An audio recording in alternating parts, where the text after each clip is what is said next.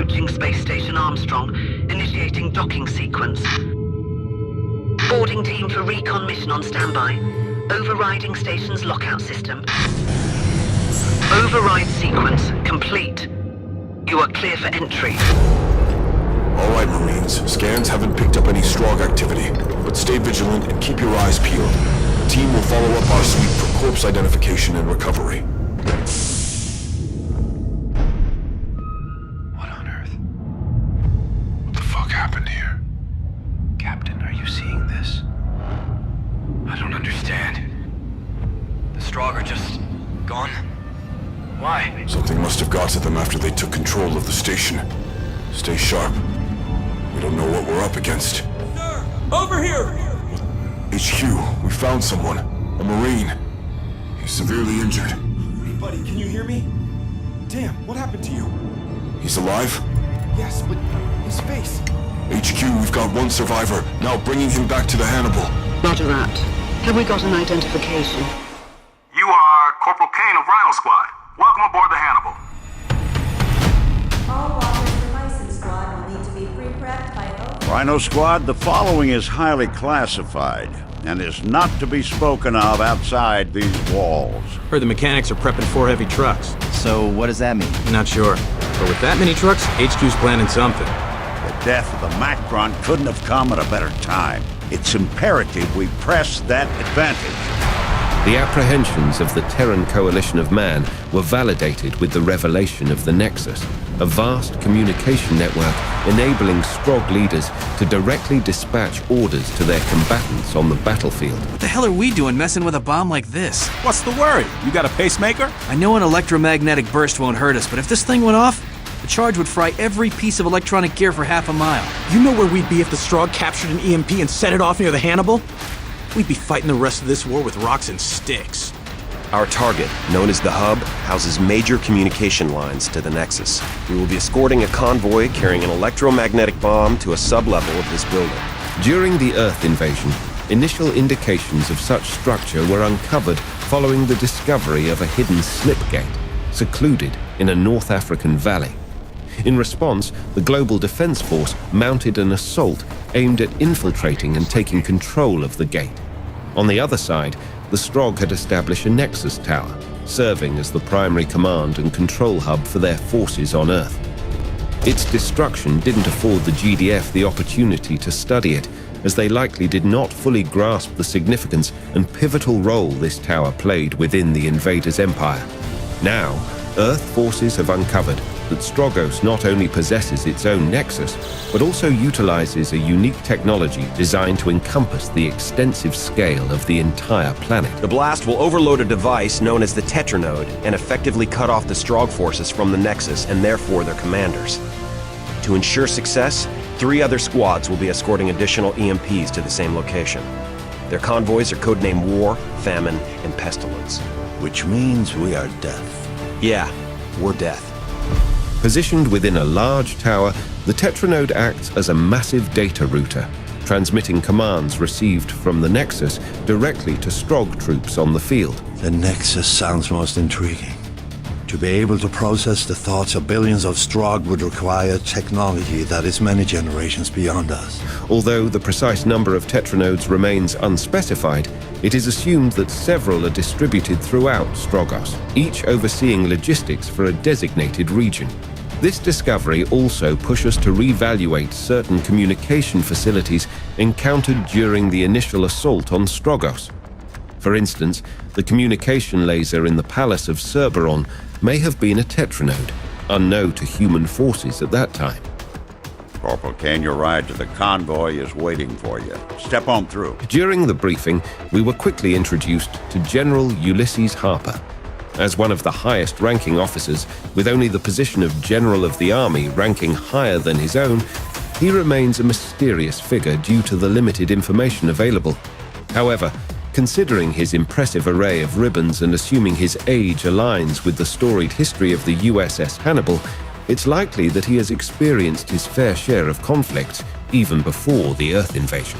Damn it, that hurt! I told you these systems are finicky. These systems are ancient. Tell me about it. My grandfather served on this ship right out of boot camp. Think they'd retire, old girl. Well, Old or not, we gotta fix her. The USS Hannibal is organized across 4 decks. While the specific functions of some floors remain unknown, it's likely that decks 1 to 3 house the ship's navigation center, along with various areas such as living quarters, system controls, training rooms, or additional cargo bays. On the other hand, Deck 4 serves as a hub for diverse and crucial areas. We are unable to send or receive signals in that area due to Strog interference. But a Strog unit is headed directly for Cougar Squad. Sorry, there's nothing we can do, Corporal. Then they're all dead men. Richard's out. Including the Central Command overseeing ground troops, reactor control, drop pods, launch station, and medical facilities, where scientists can be observed studying various Strog remains.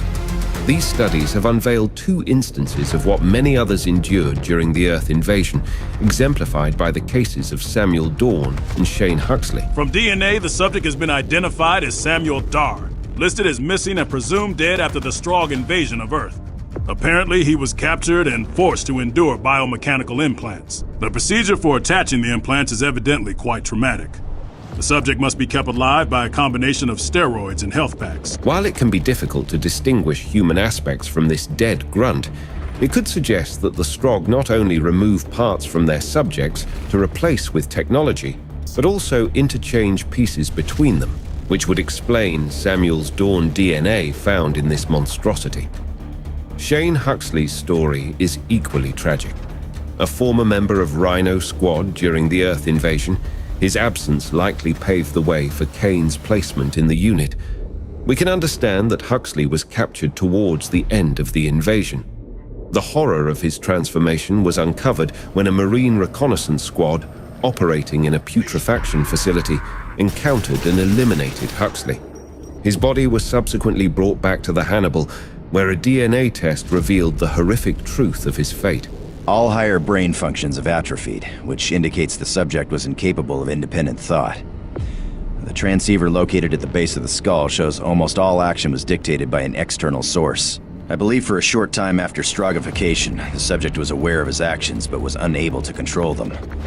Chilling scenario, to say the least. Do you see? It's just as I predicted. Indeed. The nanites infesting the muscle are repairing the tissue even after it's separated from the body. During their conversion process, the Strogs are injected with nanite colonies, microscopic machines or robots, often at the scale of a few nanometers, designed to perform tasks at a cellular level. So, are they certain it's dead? I was assured by Lieutenant Pierce it's completely dead. You remember this morning? They told us that one was dead too.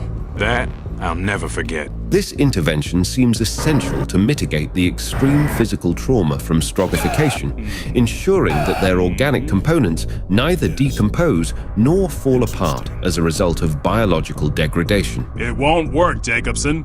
The exoskeleton is hardened tribinium. Nonsense. These saws cut through marine body armor. Should have no trouble with this Strog metal. While this detail wasn't uncovered on Earth, possibly as the Strog started using locally sourced materials for their troop equipment, it has since been revealed that their technology relies heavily on hardened tribinium. I just have to press a little harder. Unlike removable equipment, the Strog seem to prioritize permanently melding gear, weaponry, and other technologies directly to their unit's flesh.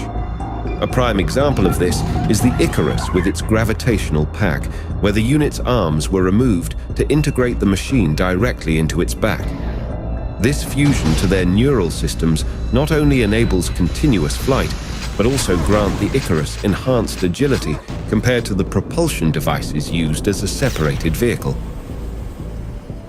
Lieutenant Voss, report to briefing. You don't remember me, do you? I was one of the orderlies at the hospital when they wheeled you in from Armstrong. How's that new eye of yours? I was surprised how much the military spent. It's top of the line. Not like the usual replacements. Kane's reputation as a survivor is cemented by his harrowing experience aboard Space Station Armstrong. I thought Matthew Kane was just a story they made up to scare recruits. No, he's real. And he's standing right in front of us. In an intense battle against the Strog, he was the sole survivor, a fact that remains sealed in secrecy by strict orders, fueling rumors about that Strogs were not the only things he encountered there. He looked like he'd been mauled by a dozen pit bulls. Hey, you're the Matthew Kane I heard about back on the Hannibal, aren't you? Didn't you wind up spending some time in Psych Ward after Space Station Armstrong? Even if they gave me the green light to spill everything about Armstrong, I'd hold back. Nobody should be burdened with those kinds of nightmares. Signal check for Pestilence. Your signal is strong, Pestilence. Switch to secured frequency 461. Roger that. Switching to 461. We're rolling out to the convoy. Whole squad's gearing up, except for Anderson. The kid's been told to hang back on the Hannibal. We're diving deep into Strogg territory, and it looks like Command's bracing for the worst. They're figuring on casualties too heavy for any quick patch-up job to make a difference. You done some good work today, Corporal. Lieutenant Voss had a feeling about you. Said you'd be trouble, but you'd be worth it. The lieutenant's never wrong. Starting to get the measure of the rhinos. Bidwell comes off tough as nails at first. What are you doing wasting my time? Kane, you are trying my patience. Corporal, get on that truck before I throw your sorry ass on it myself. But I see the reason behind it. The squad needs someone rock solid to keep us together, especially when things get thick. This guy, Sergeant Bidwell, has one guy thrown over his shoulder and is barking out orders as he blazes away with a rifle in his hand. The man was a freaking machine. What squad was he with? I'm not sure, but he was protecting some obnoxious computer tech. He's got a relentless edge, sure, but that's what it takes. You gotta love the Marine Corps. Sure, the pay ain't the greatest and the chow tastes like crap, but where else am I gonna make a living blowing shit up? Just think of it. Rhino Squad is participating in a mission that would turn the tide of this war. We will be saving the human race. Can you imagine the party for us back on Earth when this is over? We're gonna be war heroes. And seeing how we're the brave warriors who protected Earth, the girls are gonna be very appreciative. Oh, it's gonna be a sweet time. But I'm not quitting the Corps, even after the war is over. It's a perfect place for a man of my skills and temperament. HQ, this is Famine. We are in transit now. Roger that, Famine. Pestilence is already underway. Godspeed. HQ, this is Eagle 8. We are doing a flyby of Famine. HQ, this is War. We are proceeding to Checkpoint 1. Operation Advantage unfolds deep within Strogg territory, necessitating the convoys to navigate through intense combat zones with the inherent risk of detection by enemy forces. Doesn't it make you nervous we're heading in the opposite direction of everyone else? It's meant to draw the Strogg forces away from us. But what if we're caught? The Strogg could turn around and use our EMP bombs against us. Sure HQ's thought of that. At least I hope they have. Come on, Doyle, get us out of here! Our guys are really cleaning up the fire since you blew up the hangars, Kane. Bison Squad, specialists in vehicle combat previously seen operating walkers, now supports with hover tanks, safeguarding the convoy from aerial attacks. Took out the end truck! The flyer's making a second pass. I can't get a lock on him. Don't worry, we got his ass dead on sight. It's been eliminated. Score one for the good guys. You can get off, Kane. This is your stop. The troops seem unsure about this mission. It's critical, yet we're keeping our numbers lean to stay under the radar. I can't believe the level of security on this mission. I tried calling home and a couple of MPs jumped me. Said I couldn't have any outside access. Even if I was stupid enough to say something about our mission, it takes 6 freaking hours for the messages to reach home. Our ranks thin with every passing hour, and each loss potentially strengthens the enemy's forces. Kane, where the hell have you been? Lieutenant Voss wants you to catch up with him. Hop on that truck and they'll get you where you need to be. But hey, on the bright side, Bidwell seems to be in high spirits. Def, this is HQ. What is your status? We are in the green and proceeding forward. Very good. HQ out. The convoy's path to the Nexus hub traverses the desolate terrains of Strogos, differing from Cerberon's relatively orderly environment where signs of water and cleaner structures were once visible.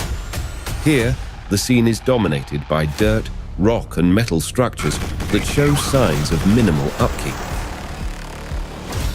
Crap. That must be one of those drop turrets. They're dropped by stealth air units flying in low orbit.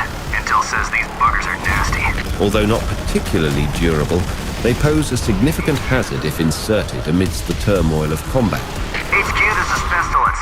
We've reached Checkpoint 1 and are proceeding to Checkpoint 2. HQ, this is Convoy Famine. The Strogg have launched missiles on us. Famine, this is HQ. Air support is on its way. Negative, do not send backup. The area is swarming with Strogg. We're a lost cause. Kane, you still there? We're down to 3 convoys, so haul ass and meet me at that building just up ahead. We need you to take down that fence. Voss out. HQ, this is Armadillo Squad. We entered the vehicle tunnels just as the power went out. Now we're trapped because all the doors are in lockdown. We'll keep you apprised of our situation.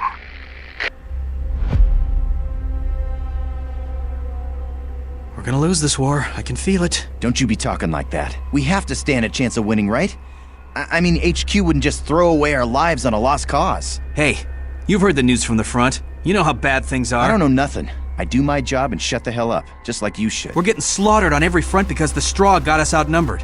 The 3rd Armored Walker Division fought Strogg infantry about 30 clicks from here. Normally it'd be no contest, but there were so many Strogg, they swarmed the walkers. We're gonna win this war, damn it. The Strogg can't be allowed to attack Earth again. I'm just telling it like it is. We're all gonna wind up Strogg.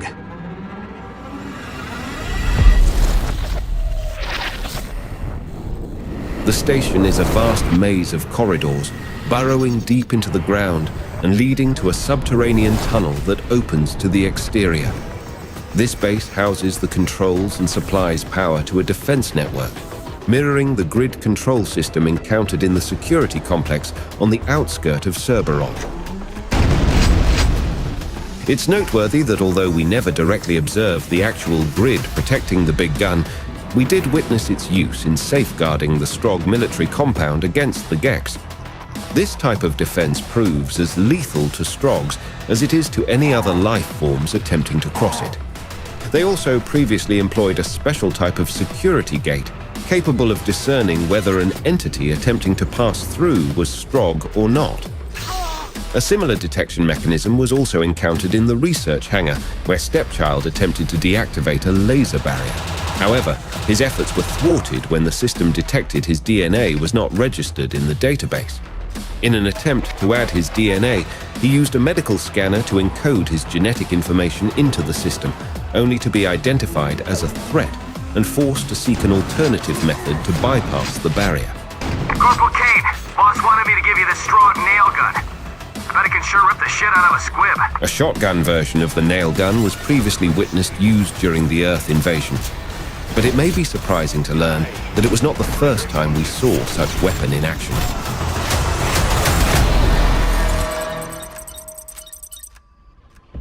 Its first sighting can be traced back to 1996, when similar weaponry was observed within a secret complex located in the southwestern USA. This site is notably where Dr. Gilman first encountered the Strogg and utilized their knowledge and technology to enhance his own slipgate.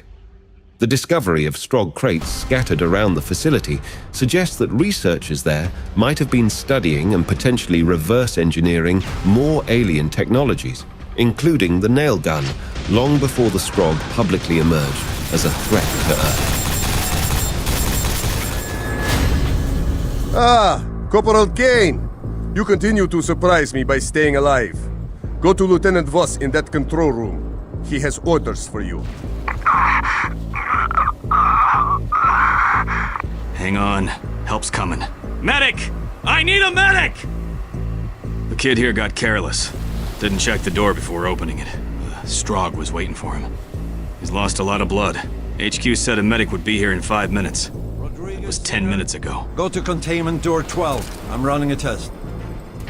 Glad you made it back, Kane. Strauss, what's our situation? I now control almost all containment doors. We cannot reach the controls to turn off the laser fence. The security door is locked and I cannot open it from here. That's where you come in, Kane. Get down to sub-entrance 1 and free the engineering team that's trapped. Then escort one of the engineers up here to cut through that door. Take Singer and Rodriguez with you. Good luck. Just got orders from Lieutenant Voss. We're accompanying you to sub-entrance 1. About damn time we had to frag some squibs. Okay, Strauss, open the door. And I will be locking the door behind you. The installation is permeated with numerous obscured alcoves, strategically utilized by the Strogg as ambush sites. Hit that console and get that elevator up here now! Squibs are trying to psych us out. And it's starting to work. This hit-and-run bullshit about a freeze is getting to be real annoying. This tactical use of the environment to launch sudden assaults is disconcerting. Through employing guerrilla warfare tactics, the Strogg methodically erode the combat effectiveness of Earth's forces. Main power. Quiet!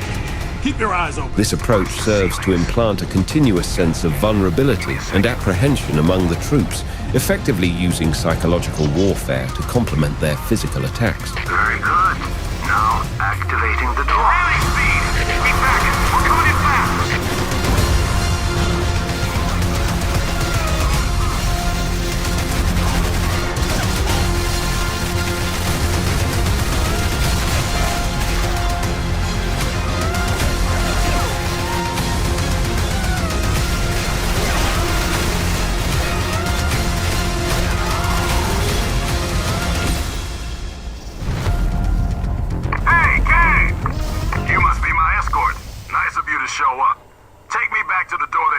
Something about this place sets my nerves on edge. You catch sounds from every direction, but pinning down their source is another story. Hey, the torch is here. Hey, you seen Beesman? Wonder how he's doing. Seal it! Seal the damn window now! Where the hell did that come from? Don't know, but we better inform the Sarge. Sarge, we got movement on the scanner. Okay, be sure to lay down... Shit! You almost got your freaking head bent. Marines, take your positions. We got company.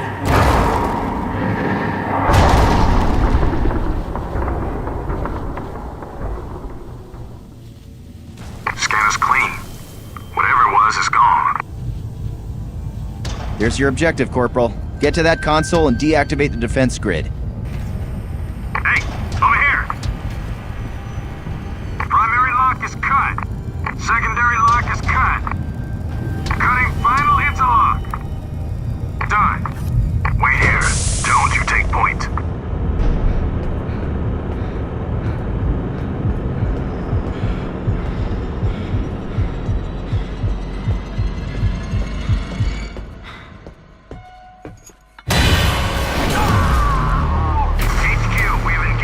The situation deteriorated rapidly as Strog tactics evolved from hit-and-run skirmishes to a coordinated onslaught in mere moments. Destroyer USS Madison has achieved suborbital position.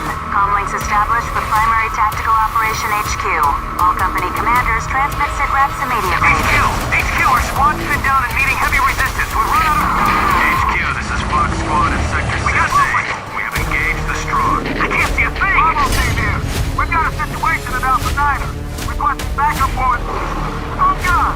Just send backup now! This abrupt shift is a perfect example of the Nexus's strategic danger, enabling the Strog to mobilize and direct their forces with terrifying efficiency. Holy mother!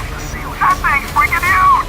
Edwards, get back! Amidst this chaos, a familiar yet enhanced threat is revealed. Standing at an imposing height of 8 feet, the Gladiator still boasts his usual shoulder-mounted railgun, but now has a new arm-mounted plasma blaster integrated into his claw. Additionally, the heavy unit is fortified with a robust energy shield capable of deflecting all incoming projectiles, including the explosive force of direct rocket hits. This is Pestilence. Convoy grid is down. This is War. The defense grid is fully deactivated. Shit. We've been spotted by Strog flyers. They're coming in for... War, come in. War, please respond. Kane, we're moving out before the Strog find our convoy. We left the hover tank for you. Grab it, and you'll be able to rendezvous with us in no time. Bidwell out. As soon as Kane takes his position in the designated tank, he's immediately besieged by Hornets. Despite bearing the same name, these Hornets lack the durability of their elite counterparts seen previously guarding crucial locations within Cerberon. Reminiscent of the Tormentor model deployed against Earth, their agility is their main advantage, skillfully evading tank shells with disconcerting ease. These pests are also observed airlifting and deploying convoys onto the battlefield. While a precisely aimed shot can dispatch them, landing that shot proves challenging until they pause to commence their attack sequence. Amidst the fray, another formidable opponent emerges, the heavy hover tank. Classified within the Strog tank division, its resilience is unmatched. Armed with a colossal missile launcher as its right arm that sends large guided missiles hurtling towards targets, and a wrist-mounted blaster on its left arm capable of rapid fire, they serve as further evidence of the vast array of species assimilated by the Strog, displaying unique physiological traits not seen in other unit types. Feels like I'm in an aqueduct, but there's not a drop of water in sight. Looks like they repurposed it as some sort of logistic corridor after the water vanished.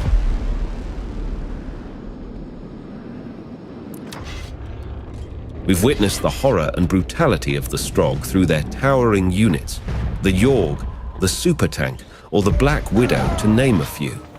Yet, these massive war machines pale in comparison to the sheer scale and power of what the Strog have now unleashed. Zebra 2, this is Bison 8. See anything? I got nothing. Wait a second. I've got a reading. Oh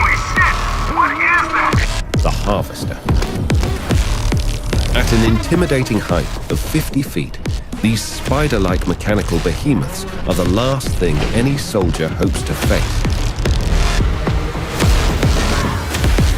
Known primarily as anti-vehicle units, their resilience in battle is unparalleled, shrugging off the most lethal attacks from SMC's arsenal. Each harvester comes armed with twin automatic blasters for sustained fire, designed to subdue opponents under a relentless barrage. Additionally, their backs house launch tubes capable of deploying homing rockets, aimed with deadly accuracy at enemy vehicles. The most fearsome aspect of their design lies in their legs, capable of impaling targets with lethal efficiency.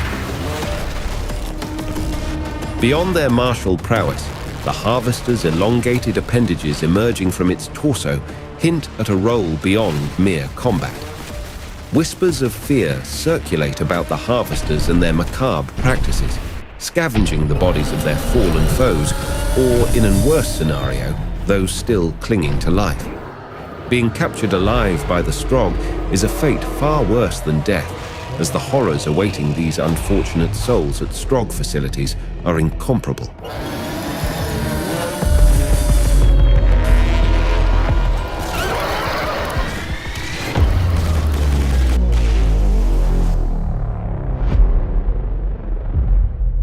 Exactly how far behind enemy lines are we? Far enough that it doesn't matter anymore. What do you mean by that? We're completely on our own. You mean it could take several minutes before we receive any backup? No, I mean we aren't receiving any backup at all. We're cut off from the rest of the human forces. All right, Marines, listen up. The Strog have taken out the other convoys. We're all that's left.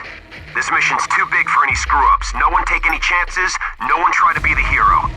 We're looking to get the EMP below the tetranode, the brains of this facility. Why is it so cold down here, Strauss? The frigid temperature is no doubt the result of the Strog communication equipment employing cryogenic technologies.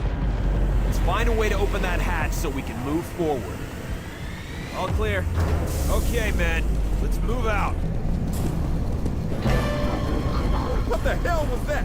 I don't know, but leave it alone. Ah, very good. This appears to be the control room. Isn't there one spot somewhere on Strogos where I'm not either freezing my ass off or drowning in my own sweat? There. I have unlocked the passage. All right, convoy. Open the hatchways in advance. Negative. Remain where you are. I hope you have a real good reason for doing that, soldier. I apologize, but if they were to open the hatchway, they would have been subjected to supercooled air. Their lungs would have been frozen in a matter of seconds. Okay, so what do we do? I must find the temperature controls. From there, I should be able to make the atmosphere a little less hostile. Sounds good. Kane, you're with Strauss. Find those controls. You assign me only one guard? Must I die to show you how valuable I am? Never mind. This way, Corporal Kane.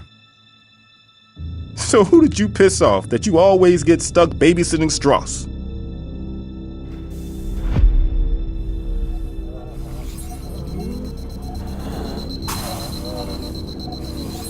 Here, we encounter clear examples of the disturbing outcomes of the Strog's experimental endeavors within their research laboratories. In these tests, Strog scientists coldly remove organs without anesthesia to observe the agony and physiological responses of their victims, even determining how long a human can survive without them. These harrowing experiences likely led the Strog to explore and discover alternative energy sources. Previously seen as relying on stadium for their main power source, this shift raises interesting considerations about the disparity in energy quality across various parts of Strogos. Cerberon, once the capital of the Strog Empire, was primarily powered by stadium.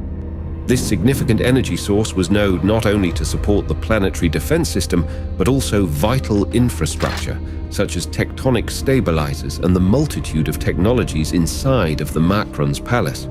However, with Strogos almost depleted of its natural resources and crystal mines becoming increasingly scarce, it became evident that stadium alone might not be sufficient to power the entire planet.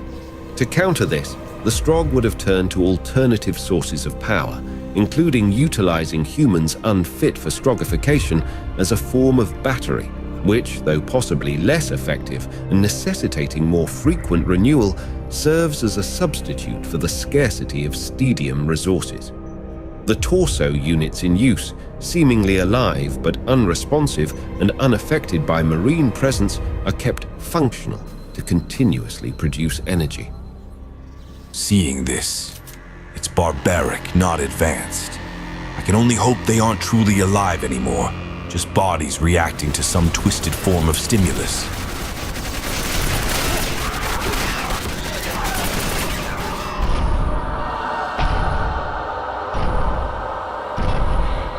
Be extremely cautious, Corporal.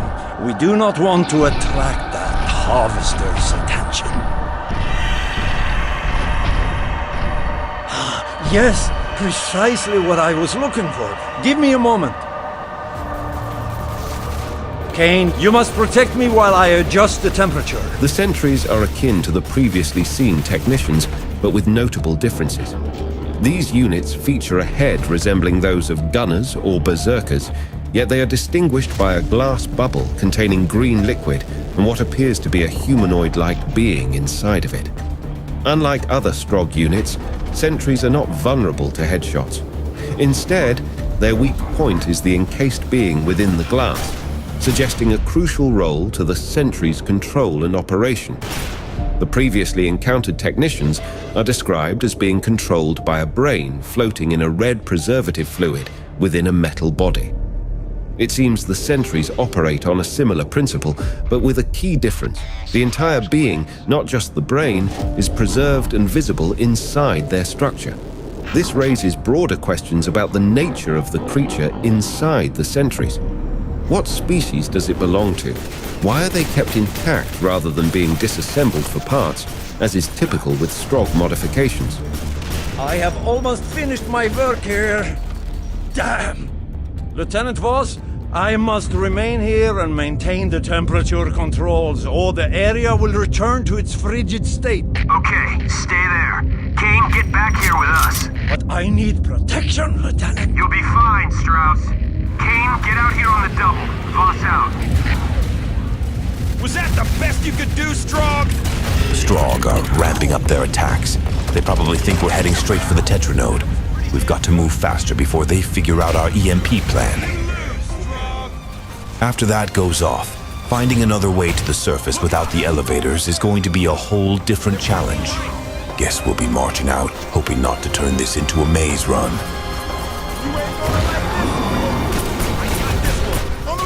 No wonder you squids couldn't take Earth!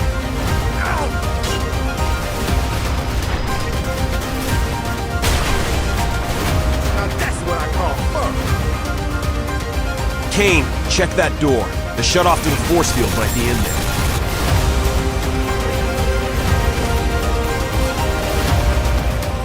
Good job. The force field's down, Kane. Return to the squad immediately.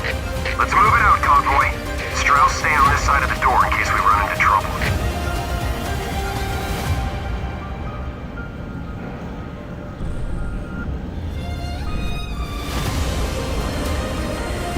What the hell's going on here?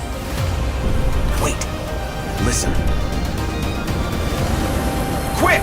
Fire off the EMP! Almost there. Open fire!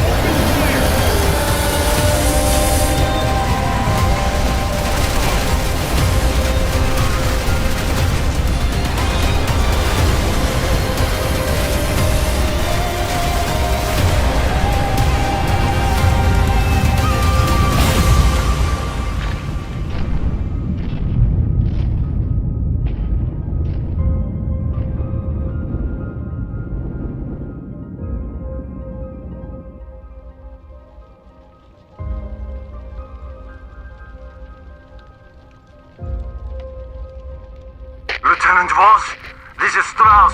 What has happened? The sons of bitches knew we were coming. I cannot open the door. Please, I need help, Lieutenant. Shut the hell up, Strauss! Half the squad is dead, so why don't you just be quiet while we pick up the pieces? Yes, sir. Damn it all. Bidwell was a good man. A good Marine.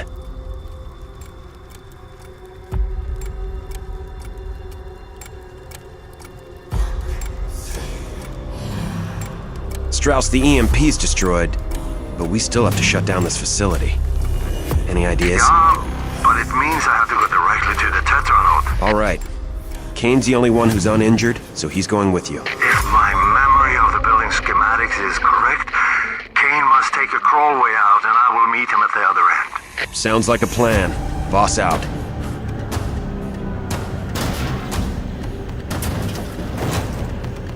Kane, I don't need to tell you how important this is. Whatever the cost, you must destroy the Tetranode and bring down the Nexus. Corporal Kane, this is Strauss. I am in great danger. Rendezvous with me immediately.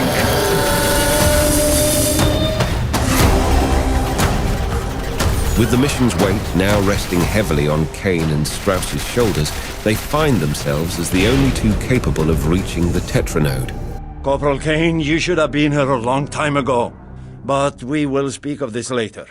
That is the Tetranode. Destroying it is our primary objective. The entire facility is centered around this room. We need to find the power plant. Lead the way. While many might view Strauss as difficult to get along with, it's moments like these that reveal why he's an integral part of Rhino Squad. His quick thinking and ability to formulate a plan amidst high stakes are invaluable.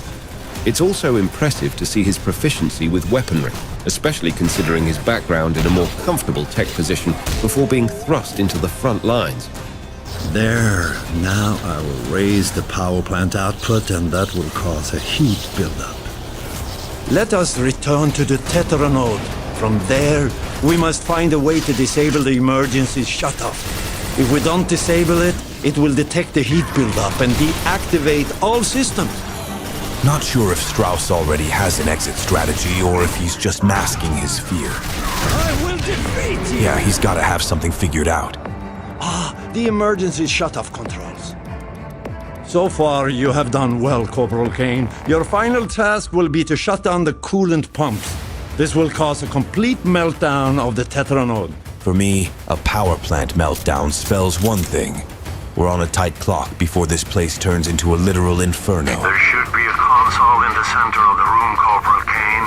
Activate that and the coolant pumps will shut down. In a matter of minutes, the Tetranode will overheat and destroy itself.